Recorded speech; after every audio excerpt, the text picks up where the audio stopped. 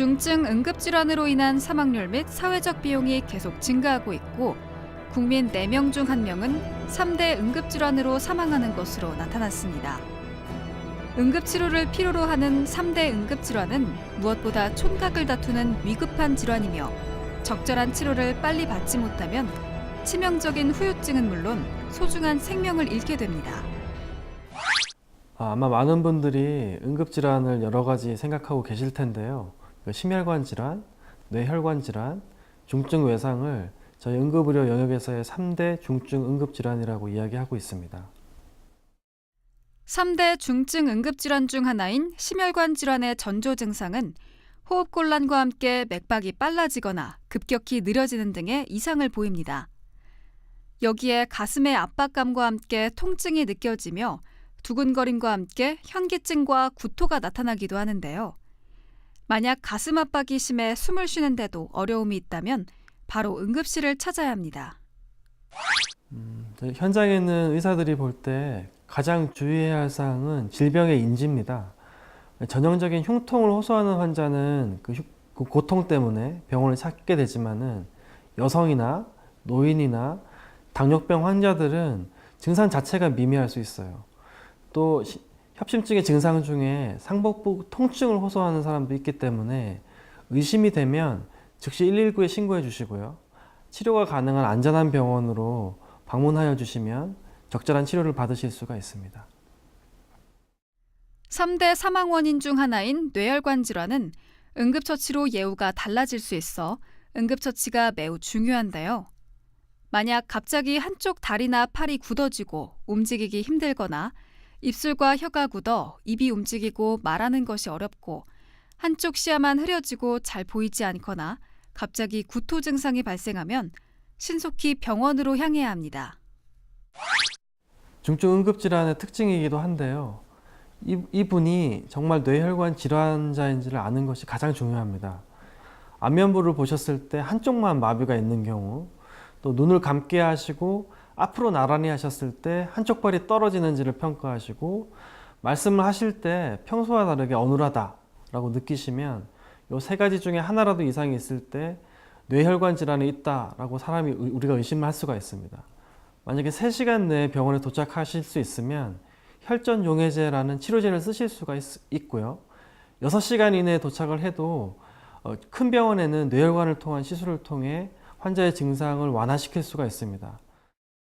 3대 중증 응급질환 환자 치료에 있어 가장 중요한 것은 시간인데요. 가급적 빨리 의료적 처치가 이뤄져야 수생률이 높고 후유증이 남지 않으므로 가까운 권역외상센터를 찾는 것이 좋겠습니다. 권역외상센터는 심폐소생술과 더불어 혈관 조영술을 통해 혈관이 터진 곳을 빨리 막을 수 있고 응급수술을 진행할 수 있으며 외상전담 전문의들이 365일 24시간 대기하고 외상환자 전용 수술실과 중환자실을 갖춘 중증 외상 전문 치료센터인데요. 불시에 중증 외상 환자는 무조건 가까운 병원이 아닌 권역외상센터로 가야 골든타임 내 적정 치료가 가능합니다. 중증 외상 환자는 심혈관이나 뇌혈관 질환과 차이가 좀 있습니다. 가장 중요한 것은 구조자 때문에 2차적인 손상을 환자에게 가할 수 있는 걸 막아줘야 되는데요. 환자 자세를 갑작스럽게 바꾸거나 큰 움직임을 취하거나 서두르지 마셔야 돼요. 이송을 할 때에는 충분한 보호장치를 하는 것이 가장 중요하기 때문에 신고자는 즉시 119를 불러주시고요. 외상센터로 환자를 안정하게 이송해야 합니다. 심장이 정지된 환자가 현장에서 즉시 심폐소생술을 하면서 구급차를 불러 심폐소생술을 실시한다면 살아날 확률을 높일 수 있습니다. 하지만 아무런 처치도 하지 않는다면 100%가 사망하게 되는데요. 최대한의 생존율을 보장하기 위해서는 신속한 신고는 물론 심폐소생술 및 자동 제세동기 사용 방법을 잘 알고 있어야겠습니다. 일반인이 시행하는 심폐소생술은 매우 간단해졌습니다. 의식과 호흡을 확인하셔서 정상이 아니다, 평소와는 다르다, 이상하다라고 생각되면 즉시 119에 신고해 주시고요. 흉부압박을 바로 시작해 주시면 됩니다. 자동 제세동기는 환자 주위에 있다면 누구든지 사용하실 수가 있어요. 성인 환자의 40%가 심실세동에 의한 것이기 때문에 자동 제성기의 빠른 사용이 중요합니다. 기계 사용 방법은 굉장히 간단한데요. 전원을 켜시면 기계가 구조자의 행동을 지시합니다. 그 지시에 따르시면 누구든지 자동 재세동기를 사용하실 수가 있습니다. 3대 중증 응급질환 환자의 생사를 가르는 것이 시간이라고 말해도 과언이 아닌데요. 그렇다 보니 닥터헬기의 도입은 획기적인 이송시간 단축과 3대 중증 응급질환자에 대한 골든타임 내 이송 비율을 높여 응급의료기관 도착 전 사망자 수를 크게 줄일 것으로 기대되고 있습니다. 닥터헬기의 가장 큰 중요성은 중증 응급 환자에 대한 전문적인 치료가 현장에서 바로 시작될 수 있다는 거죠. 그 이유는 응급의학 전문의가 현장에 파견되기 때문인데요.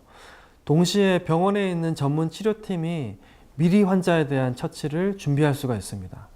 헬기 내에서는 기도 관리를 포함해서 혈역학적 불안정에 대한 치료를 할 수가 있고요.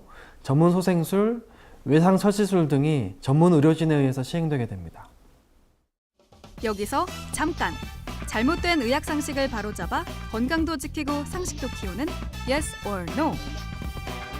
응급 외상 환자 발생 시 최대한 빨리 자가용으로 이동해야 하나요? 노입니다. 중증 응급 환자일수록 훈련된 인력에 의해서 이송이 이루어져야 됩니다.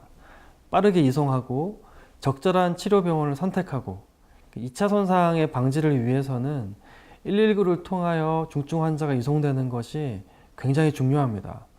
번거롭게 생각되더라도 119를 이용하는 것을 망설이지 말아주세요.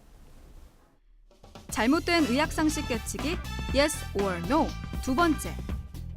사고로 절단된 신체 부위는 얼음 주머니에 넣어 병원으로 가져가야 한다는데 사실인가요? 네, 예스이긴 합니다만 반만 맞습니다. 절단 부위가 얼음에 직접 닿아서는 안 됩니다. 예를 들어 손가락이 절단됐다라고 하면 일단은 오염 부분이 있더라도 절단면을 물로 씻어내지 않는 것이 중요하고요. 식염수에 꺼진 거즈에다가 절단면을 싸고 비닐에 일자적으로 넣어주세요. 그 다음 얼음을 채운 비닐에 수지를 싼 비닐을 넣습니다. 직접 절단면이 얼음에 닿는 것을 방지하기 위한 조작이죠. 빨리 병원에 이송하는 것이 좋고 의학기술의 발전 때문에 수지접합 수술이 24시간 내에 이루어진다면 좋은 예후를 기대할 수가 있습니다. 응급 환자가 살 방법은 현장에서 즉시 이루어지는 응급처치와 신속한 전문적 처치가 연계돼야 합니다. 사람이 살다 보면 어느 상황에서나 응급 상황을 겪을 수 있는데요. 위급 상황에서 자신의 생명은 물론 타인의 생명을 구하기 위해선 평소 응급처치 교육이나 능력을 기르는 노력이 필요하겠습니다.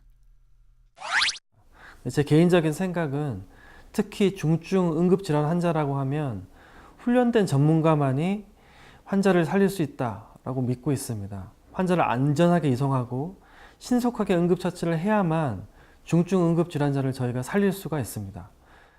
환자를 발견하시면 119를 불러주시고요. 만약에 그 환자가 심정지 환자라면 즉시 흉부압박을 시작해 주십시오. 평소 다음의 응급처치의 기본 순서를 기억해 두었다가 위급 상황에 당황하지 말고 잘 대처하시기 바랍니다. 첫째, 응급 상황을 파악합니다. 둘째, 환자의 상태를 파악하고 위급한 상황이라고 판단되면 119로 구조를 요청합니다.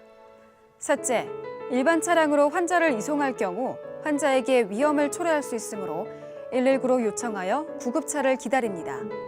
넷째, 구조자와 환자 모두 안전한 곳으로 장소를 옮깁니다. 다섯째, 심폐소생술 등 주변 사람이 응급처치를 취했을 경우 생존율에 큰 영향을 미치므로 즉각적인 응급처치를 실시합니다. 메디컬 플러스 오늘 준비한 소식은 여기까지입니다. 다음 시간에 새로운 소식으로 다시 찾아오겠습니다.